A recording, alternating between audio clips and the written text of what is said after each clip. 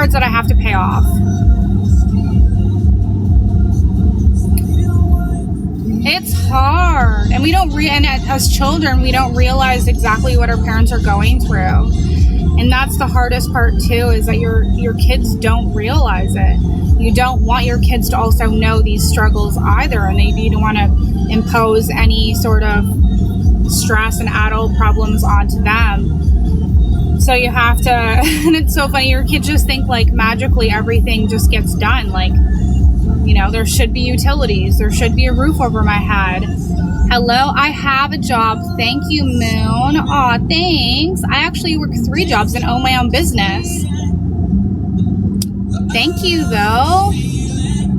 I love how people go to judge you, hear a bit of a story, and assume shit. And just assume shit. Hello, how are you? If someone hears someone being like, I can't pay rent, I can't do anything, and they just want to like type in job as if I don't fucking have one.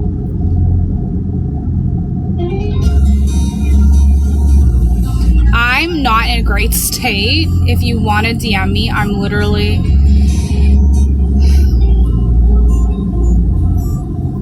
I don't know what kind of advice you're looking for at the moment. Thank you. I appreciate it. So dang much. So dang much. You don't even know. Thank you. Because today's Thursday, right?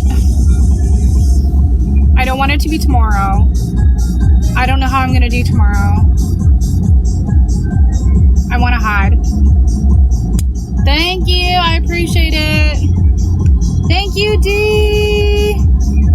I'm not in the right headspace right now to offer anyone sound mind advice at the moment. But if you DM me, I'll give you my contact information and we can have like a quick consultation and talk about it. Hello, how are you?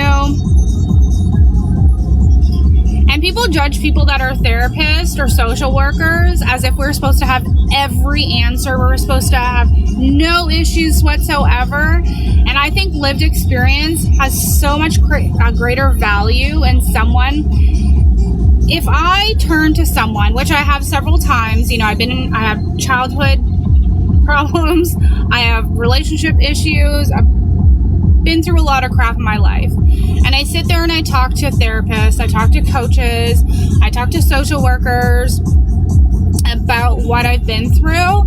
They will literally just reiterate whatever they read in a textbook because they have absolutely no idea what it's like to be in that situation. And that's why I got my coaching degree. I'm going back to school so I can be a therapist, is because lived experience, because when you find that person that can go, I know that feeling, and sit with them in that feeling rather than being like, you should do X, Y, and Z and just read off a textbook. That is so much more helpful for a person who is surviving or in an abusive relationship or trying to escape abusive relationship than it is if someone's just reading a fucking textbook, because anybody can read a textbook online. Hello, how are you? So that's why I chose the career path that I chose. Because even though I'm not completely at the other end, completely healed, which heals, like if you've been through a lot of shit, you're not fully healed. You're constantly rewiring your freaking nervous system. I'm not your girlfriend, but thank you. Hello, how are you? I should have done this live on my my other platform in my community group. The hardest words that you've heard were, I wish I knew what to tell you. It is hard. Because some people don't know how to sit with your emotions, to just be there. And sometimes that's what some people need, is just be like, I hear you. That is freaking devastating. And just sit with you. They always feel like they need to say something like, I wish I knew what to tell you. It's not helpful, but it's also very common for someone that hasn't been in your shoes or been through the situations that you've been through to say. They're showing empathy. They just don't know how to say anything. They don't know how you feel. They can't express that. They haven't been there. Hello, how are you? Mine's I guess my triggered sentences that people constantly like to tell you. And even in the field, talking to other therapists, coaches, social workers, personally myself, seeking out, some sort of help, trying to figure out coping mechanisms, just trying to figure out what the fuck is going on. I hate the thing is like, things will get better. Keep looking forward. And they don't allow me to sit in my grief, because surviving, you're holding on, you're like grieving.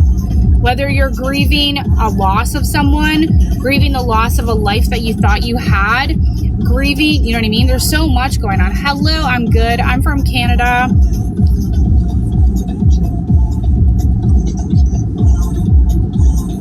It is so fucking hot. It's already 36 degrees at 10:18 a.m.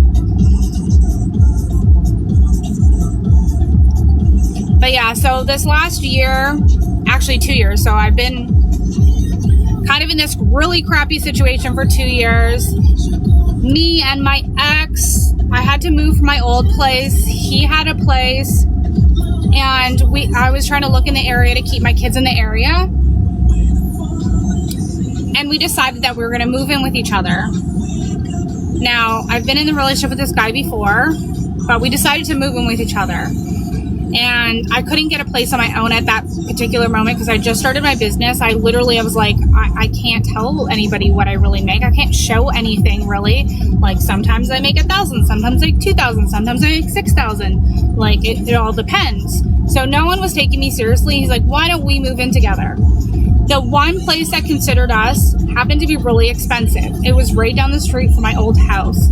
And he, convinced me. He's like, we're going to do this. Let's make this work. I know we have our issues, which we had our issues. He's a liar and a cheater. We have our issues, but I hit rock bottom. I really want to change. I got you. I won't fuck you over for this rent. I know you're starting your own business. I really, whatever, all this supportive bullshit. And in the end, I found out that he was talking to another girl.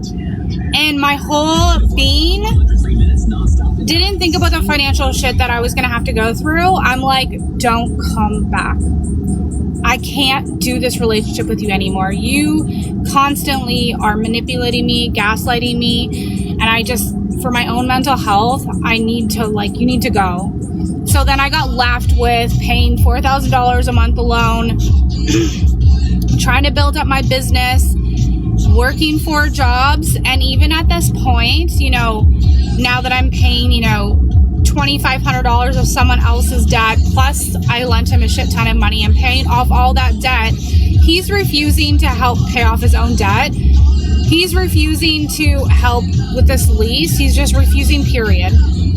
So I kind of snowballed down in hell. Thank you. I'm being really vulnerable here right now. This is really hard. Snowballed down in hell. Had to get new credit cards. I literally had $5,000 worth of debt before all this happened. I now have $90,000 worth of debt because of the snowball. Because of my interest going from 9% to 25.99 because I missed 2 payments because I couldn't do it all. Hello, how are you? I work 4 jobs just to basically pay off his debt, pay off that portion of the house